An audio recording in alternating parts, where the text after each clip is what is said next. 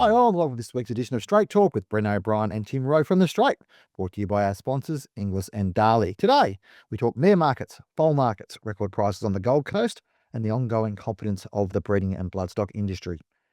We talk the risk of racing in Australia's stricter enforcement of foal declarations. We chat about the Rosehill vote, and where do we go from here? Changes in the Victorian fixture. Will we see prize money cuts as well? And in wagering, will Tabcorp's new retail-focused approach get people back to the pubs and back to the pub tabs and back to the tabs? Tim, great to have you here. We had a big week on the Gold Coast. We can start off there because it was, there'll be plenty of time to discuss about Rosehill later on. But, obviously a remarkable, another remarkable week of trade. You're sick of using the word remarkable, I suppose. But, I mean, what was your vibe out of the, out of the few days we had up there? The weaning market was obviously strong, and then the mare market even stronger, really.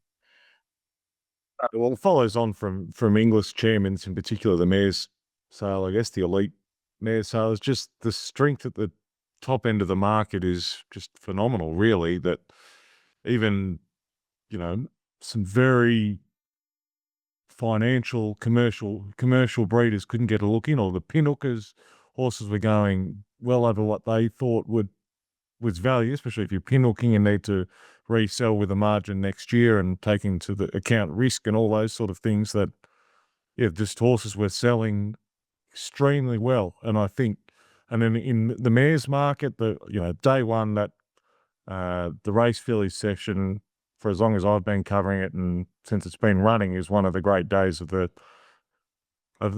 calendar for the international bloodstock market, I guess. Just, and we saw Zougotcha, 5.25 million, second highest priced mare ever sold in Australasia. Those top end mares are just worth so much money. It's hard to fathom at times how, but you look at Coolmores and the Yulongs, or particularly Coolmore, that have done it. They seem to make it work, and it's good promotion for their stallions, and reselling those high-profile stock as yearlings seem to pay off.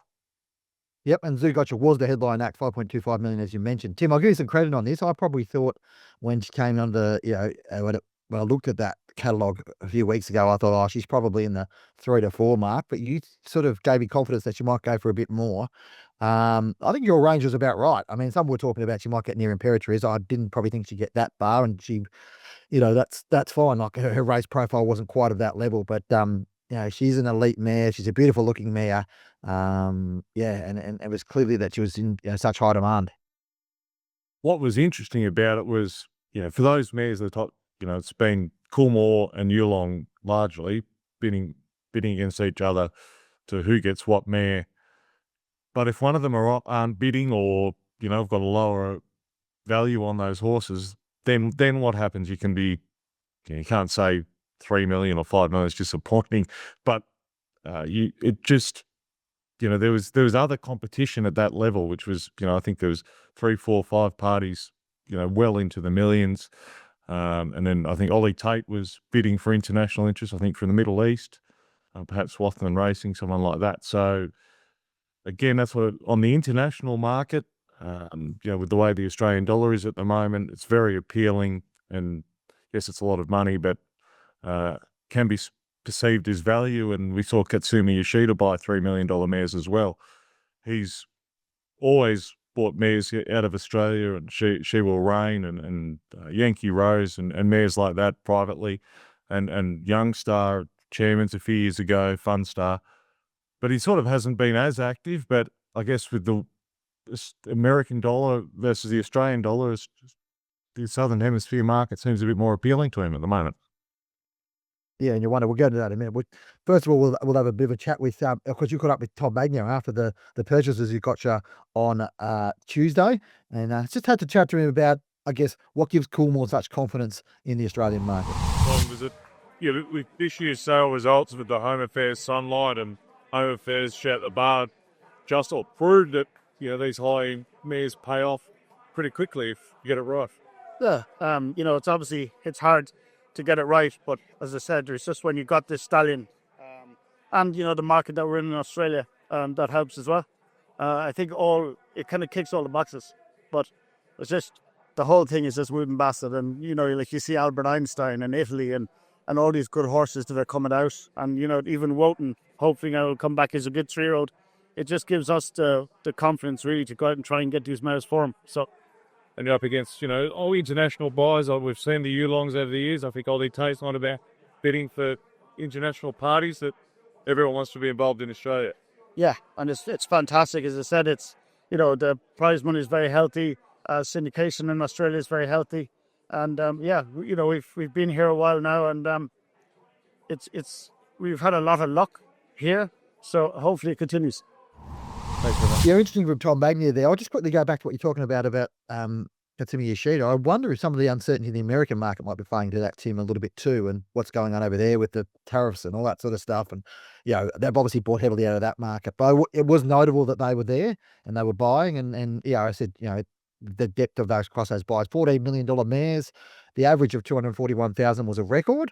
To give our good friends in English their pats on the backs too. English chairman sale went absolutely terrifically. So it's not the case that one sales company is doing well, and everyone seems to be doing well out of this bit of a boom we've got at the moment, Tim. And this bit of this, I think probably at the start of the bloodstock season back at Magic Millions in January, we might have thought, whatever we're going to be at here, it's a little bit off last year and whatever else. And perhaps, the market was a little bit offish towards the start of the year.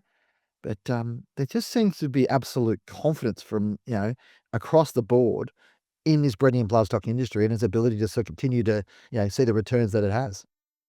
And I think a key point, it's we look at the headline statistics and metrics, but Magic Millions have told both of us, Bren, that from their January sale, they distributed more money back to the breeders than they did last year, which means breeders weren't keeping as many shares to get trade done, like a New Haven haven't for 5 years of they're not keeping legs in horses and things like that. It's their business model. Others like to keep shares in horses for various different reasons. So perhaps there is a little bit more money out there than we anticipated, or it looks on face value. Yep, and caught up with Barry Bowditch after the sale on Wednesday, Tim, to talk through just what he thought of the sale, but also what he thinks of the market at the moment. Where's that strength coming from? If you look at the racing industry with Rosehill and all these other prize money, possible cuts, just seems the breeders want to continue to invest. Yeah, I think there's a lot of confidence, obviously, at the top level. At the high level, they've got a thirst for quality, haven't they? So, when a mare walks in that's got a good race record, a good produce record, or good cover with a deep pedigree, there is so many people in the market to buy those mares. And as the day went on, I think the market got more desperate for the quality, and it continued to increase the market, and it stayed solid right to the very end. On the metrics, overall gross is down about 9 million, but obviously fewer horses catalogued this year as well. So get into account. Yeah, well, the average is up a huge amount. I think it's up $40,000 or $50,000. So that's it's massive. The gross is obviously just volume related. The amount of horses we're offering here over the last 2 days. Obviously, I think people that have trusted the system and trust what Magic Millions have provided in the past have been very well rewarded. And Newgate in particular, I think they've had an outstanding 2 days sale. They've sold, I think it's almost over 30% of the gross of the sale. And, thank Henry Field and his team for having the confidence to bring a massive draft of mares here. And they've been, rewarded in spades. Yeah, absolutely. Obviously, Yulong are an incredible component to the world to the industry globally, or to the market globally. And again, today that was evident. I thought they put some lovely, lovely mares in foal. But what I'm most pleased about when you go through the top buyers this year, and from $500,000 and above, there's so many names. There's a great cross section, and yes, Yulong were the leading buyer, but just the depth in the market and the diversity was what pleased the team the most. Yeah, interesting stuff there from Barry. We'll leave the sort of market. The weaning market was also very strong as well. Very strong in the middle. A lot of the median goes up. All those things go up. So the signs are positive across the board. Perhaps not necessarily a positive for the breeding industry, or maybe a bit of a question mark, is this foal declaration issue, Tim. It sounds like a paperwork issue, which doesn't sound that exciting, and but it's caused a bit of kerfuffle. A few people raised this with us when we were up on the Gold Coast. This notion that Racing Australia are going to be cracking down on foal declarations, so therefore, you've got 30 days to register your foal. If you don't, you'll have to pay extra. If you don't register by 60 days, then the foal won't be registered and you'll have to go on appeal to get it registered. This is a story on the straight this morning, Tim. It's a really interesting one from my perspective, that it sort of speaks to a bit of the disconnect between the way, I guess the industry is administered from a Racing Australia point of view and the practicality of trying to run a breeding operation. I think it's important to point out that the breeders aren't wanting to, deliberately ignoring this rule to register their foals. They have to do that anyway to be able to have them named and different things like that. It's just the onerous nature of it, for the small.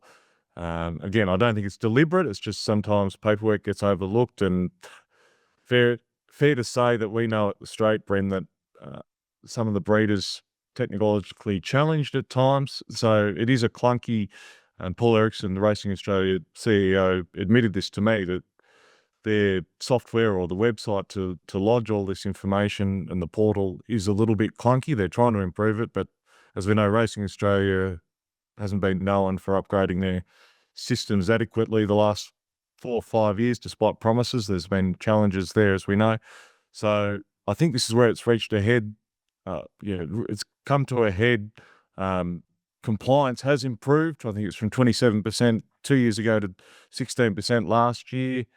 And it's really only 5% of foals that long-term overdue, 120 days, 200 days. So it's just trying to capture them. It's their, trying to follow where those horses are at, traceability. So again, everyone's on the same page, but it's this industry not working together, causing friction and issues, and they'll get there. It's just the way way Racing Australia trying to get there, and TBA arguing they haven't been consulted properly and not wanting horses to miss out. It's a big, if you spend a lot of money breeding a horse, or any horse by any stallion costs a lot of money to breed. If it's banned from racing, well, what then? What then? Its use is limited.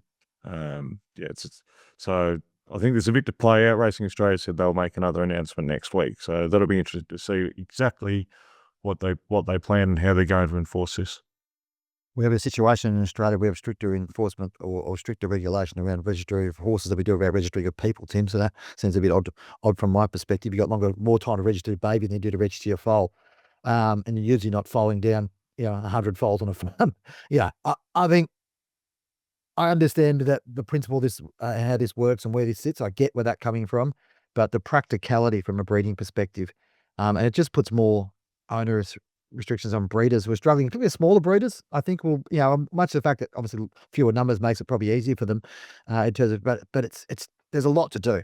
Running a business is not easy, let alone running a business with livestock and foals and registrations, and let alone when the systems aren't ideal. So it would be good if there was a little bit of flowback understanding from the people that administer racing to actually understand how this works, and maybe a little bit of a movement on their behalf to say, hey, maybe our technology can be better. Maybe there's a way we can do this and make this work. Because I think, there's a whole bunch of, concerns around registry of the way things are registered in Australian racing and where things sit. And while traceability is really important, I think the breeders need to make sure they're taken care of. Anyway, that's my two cents on that. I feel like the concept of foals being banned from racing is just such a bad look for racing. It's something that we probably need to move on from, Tim. I think, you said you sort of delved into the issue. Racing Australia said they're going to come back and talk to the breeders, but it doesn't speak well for the communication lines in the industry when this is happening. No, absolutely not. And there's as we know, there's a labour staffing shortage in racing, full stop, and that extends to the breeding industry. So that quite often people are doing, managing the horses, which is intensive, and then having to do paperwork at night, and sometimes things just get missed. Said it's not deliberate. It's not the breeders wanting to ignore these rules. They want to do it, and they do it. It's just sometimes they don't meet the 30-day pretty stringent deadlines when you might be having a lot of foals born in a shorter period of time in August and September. And so that's just how it gets missed. And Paul Erickson revealed that to me that it is across the board. It's not just hobbyists. It spreads right across to commercial farms and where the non-compliance is occurring. And again, I'd like to think they're not trying to capture everyone and say, look, this horse is banned because it's registered after 60 days. It's just that 5% of missing foals. Where are they? And hopefully they can come to some sort of agreement and practicalities, taken into account in the next, before their breeding season starts in only, a couple of months. Following segment is brought to you by Inglis. Don't miss the Great Southern Weanling Sale at Oaklands on Friday, June 13, the final live sale of the Southern Hemisphere season. The 320-strong catalogue includes weanlings by leading stallions like Toronado, Too Darn Hot, I'm Invincible, Zoostar, Wooten Bassett, Ole Kirk and Justify, as well as the first crop of 9-time Group 1 winning champion Animo. The Great Southern Weanling Sale has long proven the right option for buyers, whether it be pinhookers or end users. Sale graduates such as Montefilia, Behemoth, Extra Brute, Keitra and Luna Fox have all been Group 1 winners in recent season. The sale also continues to be a proven source for pinhookers looking to achieve quality returns. The catalogue is available now at inglis.com.au. On to racing now, Tim, and we got the long-awaited result of the Rosehill vote on Tuesday. While $1 million mares were selling on the Gold Coast, the members of the ATC were voting on the future of Rosehill Racecourse. It proved out to be a no vote, probably not overly surprising. The margin probably a bit closer than we thought, 56.1% to 43.9%, roughly 1,000 votes the difference. Anything surprised you out of the results, Tim, as in terms of the way sort of things played out? Probably just the margin, but as speaking to people at the sales, were a lot of members of the ATC were those on the no side were concerned that the gap was narrowing, and that actually, because there's a lot of members that they don't know personally, where they in the old days they used to know pretty much every member of the ATC and the STC, AJC back then, that now they don't. They're not familiar with a lot of them, so hearing their points, they weren't clear of their opinion, and clear that played out as it is. It's still a small sample, quite a small sample size, really, that it was still a strong result, but at one stage we thought it was sort of going to be 80-20 or 70-30, I think, perhaps, and it hasn't played out that way. So, interesting from here where it goes to, that's for sure. It's amazing what $57 million can do for members. I guess the question is now what happens moving forward, and does Peter McGorran stay as chairman? I chatted with Peter the other day when I'm on the radio segment I do with Gareth Hall and Giddy Up about his future, and he was determined he was going to stay. He said, there's a number of reasons. It wasn't a comprehensive defeat. He was obliged to follow it up, and it was the board who decided to make this approach, not him. Now, that's all good and well, but I guess the questions being raised now are how can the ATC move on in a positive and strategic way, given he has spearheaded a strategy which has ended up taking them down a path of 18 months for no result. Now, he says, look, we've been working on plans behind the scenes and all that sort of stuff. It's hard to believe this hasn't been all-consuming for the ATC team. It hasn't been a small undertaking. It does raise questions about the future direction of the ATC, the long-term feasibility. McGorran says the club's in great shape. In fact, in the best shape of any club in Australia. I think the numbers might disagree with that. I kind of can't see a situation where we're sitting here in 6 months' time saying Peter McGorran's still the ATC chairman.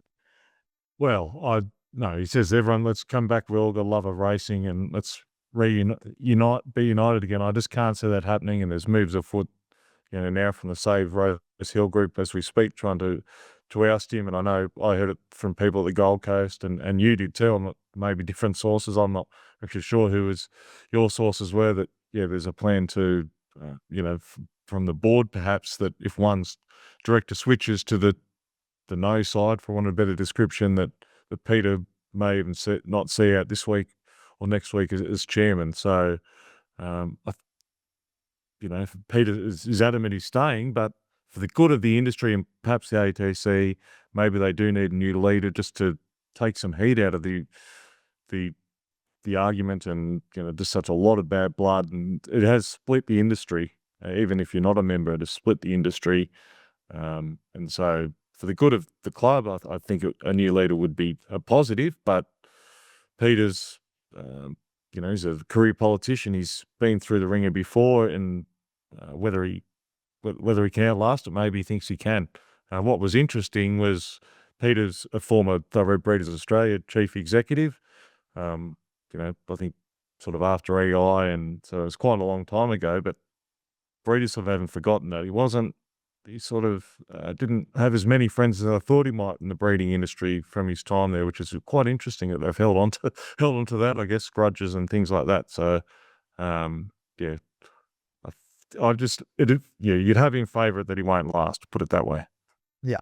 I guess the other question is, this is probably always for a lot of people involved in the no group. It was always about a lot more than just Rosehill. This was about discontent with the way that New South Wales racing is being run, and Racing New South Wales is being run, to be perfectly honest.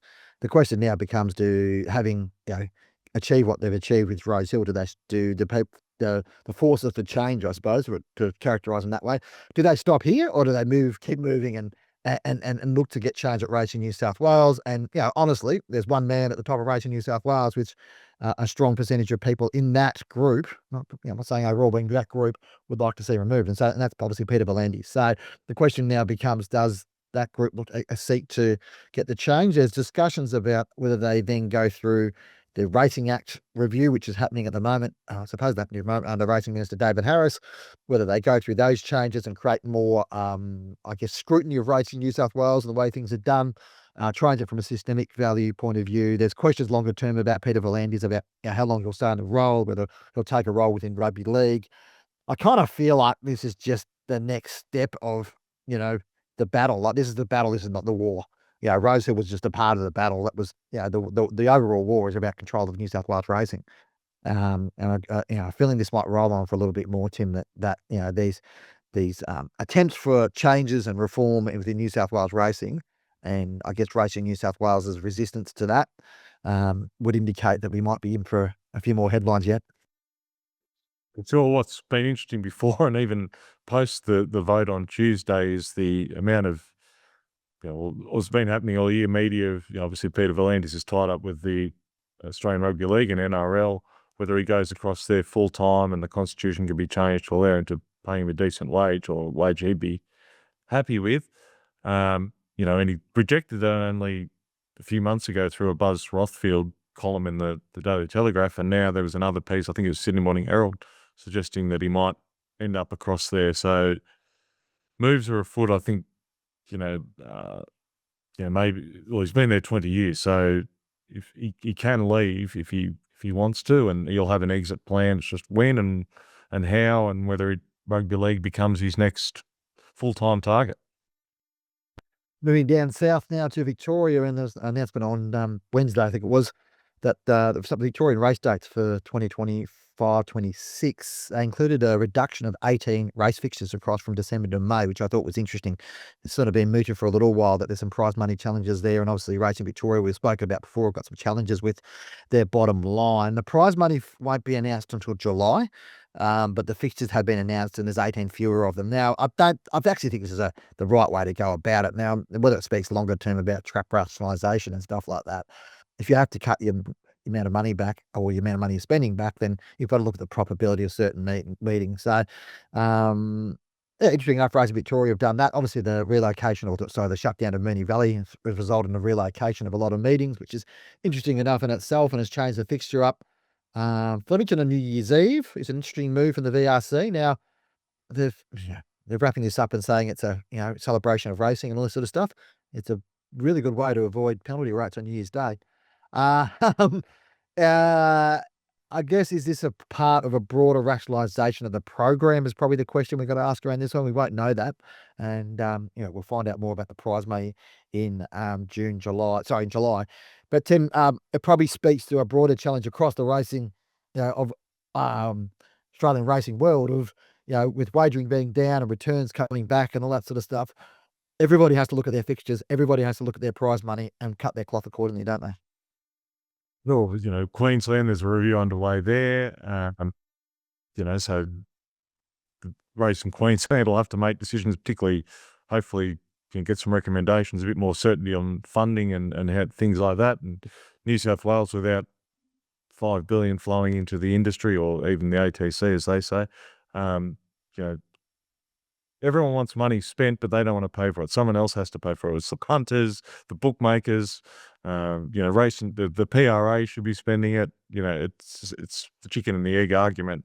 But at the end of the day, New South Wales needs some infrastructure investment. Victoria, does that come from prize money? And Victoria, as we just discussed, so there's a lot to play out. It doesn't appear to be sustainable at the current rates of prize money. That it will have to be cut, and maybe that's for the betterment of the overall industry.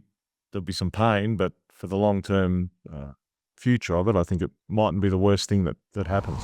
The following segment is brought to you by Darley. There are good races, great races, and then the ones that make stallions. Names like Danehill Dancer, Dubawi, Toodarn Hot, and Kingman all won one of them, but Native Trail won 3: the Dewhurst, the National Stakes, and the Irish 2000 Guineas. He's a champion 2-year-old and from the same sideline as I'm Invincible. He'll make you part of the inner circle. Native Trail, standing this season at Darley. On to wagering now, Tim, and article I penned this week, and has had a fair bit of coverage across the board. The Australian Financial Review's covered this as well. Tabcorp has sort of prioritised retail as its as its way moving forward, as an opportunity for it moving forward. Now, obviously, they hold a retail monopoly in every state apart from South Australia, apart from Western Australia. So it's not surprising that they'd move into this and they'd move towards this space. But significant investment in venue. They've got this tab time concept that on a Saturday afternoon you go down the pub or go to your venue and you enjoy a few bonus bets and a good environment and all that sort of stuff. Reduction and removal of commissions and other payments. I guess we're probably going to see fewer venues, but maybe more premium. Tim, you're of a similar vintage to me, slightly younger, but growing up in that retail environment where that was where you could bet. You really, internet betting didn't really become a thing. Phone betting was about. Tell a few anecdotes about that, but this concept of retail.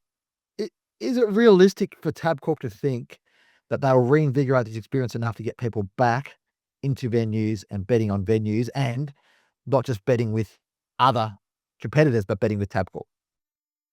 Well, they have to do something. They've leaked or squandered probably that advantage of and not all through their own doing, of course, with COVID and just natural, the rise of the corporates. But there's got to be a way where it's more incentivized to be at the pub and betting and having a good experience, because even as we know, sometimes go to the races, if you're wanting to watch different races or betting, it's easier to be at home with your TV on and phone. So they've got to, I think they're reading those articles. It's going to be iPad type style EBTs. They're not even the ones in New South Wales, and the older ones aren't that easy to use, those EBTs. Half the time the screens don't, hit one part of the screen and it goes elsewhere. They're just old and tired and need upgraded technology. If punters have a good experience there, they'll start using the tab instead of their phones. I would suggest, whether that's better prices. If you get I think that would be important, if they could have exclusive prices and odds and better odds and vouchers, and maybe work with the pubs for drink giveaways. I'm not sure, but they in exchange for obviously lower commissions or what the pubs get out of it, they're going to need more punters in there drinking, having lunch, things like that. So it's a lot to play out. I think it's a good step from Tabcorp to try and reinvigorate it. Just be interesting to see how it actually ends up. It's not going to be cheap. Yeah, I guess part of the challenge is fewer venues, more premium, but how does that affect regional venues in particular? Tim, places close to our heart. The deal would end commissions for 1,300 pubs. Does that mean that the little towns lose their pub tabs? That might be the case, but that's an issue for racing, because it becomes part of the foothold where, sure, people in country towns, plenty of people bet online, but there still is that old fashioned, cash betting, old lady, old bloke going down to put the bets on Saturday morning sort of crowd, which it would be pity if racing isolated that crowd for the sake of some corporate efficiencies and flashy things. But I think the agency experience is pretty horrible. It was pretty horrible when it was back in the old days, to be perfectly honest. Plenty of good stories, but as a young bloke cutting your teeth there and putting your elbows out and trying to get a bet on, it was always a bit precarious, particularly in the days of the tracksuit gang in Brunswick. in a northern Melbourne, I can tell you that, Coburg. Just to give some context, the percentage of wagering turnover generated through retail on racing in Australia has around 6.4%. It was 167%. To put that in real terms, it was $6.5 billion in 2000 and 2001. A lot of that would have been cash. $1.7 billion 22 years later. So it's interesting how things evolve and change, I suppose, the way people bet, whether Tab can turn the needle back and make it more of an enjoyable experience in venue. I'm sure, we do all enjoy getting together and having a couple of beers and having a few bets and all that sort of stuff, whether they could reinvigorate that experience. I think there's merit in it, as you say. The challenge is hopefully it doesn't come at the cost of, I guess, the ability for smaller communities to still, be able to do what they have do. As we know that regional areas tend to be a bit conservative in their technology choices. And so, somebody walking into a pub tab that looks like an Apple store might be a bit confronting for some people, but we'll see how it plays out, I suppose.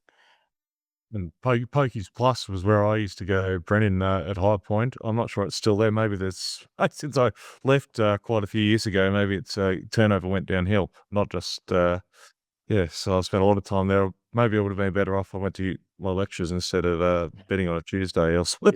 You're not the only one, but anyway, we're educated in a different way, Tim. Yes, exactly. Thanks for joining us on Straight Talk, brought to you by our sponsors, Inglis and Darley. Don't forget to give us a rating wherever you're listening to our podcast, and be sure to subscribe. We're on Apple, we're on Podbean, on Spotify. You can watch us on YouTube if that's what your flavour of the day. Good luck to you. So plenty of places to catch up with us. Make sure you give us a like. Send us an email, editor@thestraight.com.au. We're happy to take questions, any questions you might have for Tim and I, apart from our fashion choices. Thanks for listening, and we'll talk to you again next week.